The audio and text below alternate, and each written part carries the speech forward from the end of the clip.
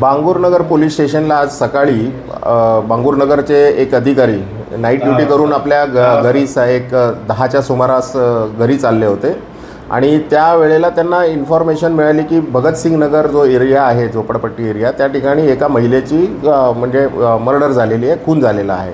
म्हणून त्यांनी तिथूनच त्या स्पॉटला लगेचच्या लगेच त्या ठिकाणी गेले, माहिती काढली त्या ठिकाणी आणि ती माहिती जी आहे ती सिनियर PI ठाकरे आणि इतर पोलीस स्टेशनचे इतर अधिकारी यांना शेअर केली आणि पूर्णपणे टीम ठाकरे साहेबांनी त्या ठिकाणी आपले पोलीस स्टेशनचे सगळे अधिकारी घेऊन स्पॉटला व्हिजिट केली. त्या ठिकाणी जे काही प्राथमिक चौकशी करून जी माहिती मिळाली की ती जी मृत महिला आहे तिचा नवऱ्यानेच तिचा खून करून तो पळालेला आहे.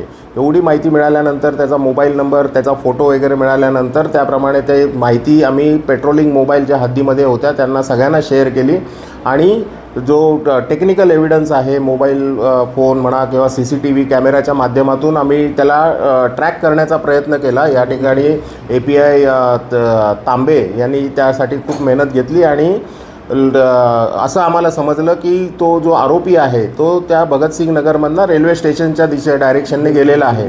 जेणेकरून त्या ठिकाणी आम्हाला जेव्हा मग अशी माहिती मिळाली त्यावेळेला आम्ही असं जज केलं की तो रेल्वे स्टेशनच्या दिशेने गेला, म्हणजे ट्रेन पकडून कुठेतरी बाहेर निसटण्याच्या तयारीत आहे. त्याप्रमाणे सिनियर PI ठाकरे यांनी वेगवेगळ्या टीम्स केल्या, त्यांच्या अधिकाऱ्यांना एक जोगेश्वरी रेल्वे स्टेशन, एक राम मंदिर road railway station, Goregaon railway station या ठिकाणी सगळ्यांना अलर्ट केलं. त्या ठिकाणी टीम पाठवली आणि जो फोटो मिळालेला होता त्या अनुषंगाने त्या ठिकाणी आम्ही त्याला शोधण्याचा प्रयत्न केला.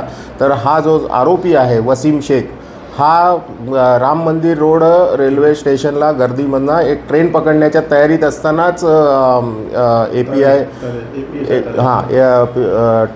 टरे आहे त्यांनी त्या ठिकाणी त्याला ट्रेनमध्ये पकडण्याच्या तयारीत असताना त्याला ताबडतोब ताब्यात घेतलं. आरोपीची पार्श्वभूमी काही गुन्ह्याची आहे का?